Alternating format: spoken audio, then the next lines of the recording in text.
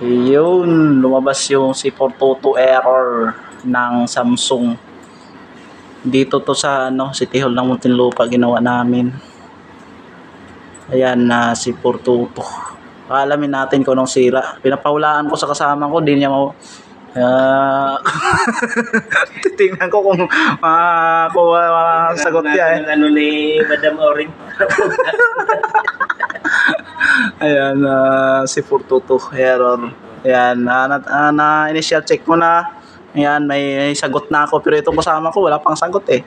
Titingnan ko kung... Diba, C422 is communication? Oh, communication. Pero masyadong malawak yung C422 ng Samsung. Hindi yan basta-basta... Baga, masyadong malawak nga. Indoor PCB, outdoor PCB, wiring, marami. Malawak yung ano niya.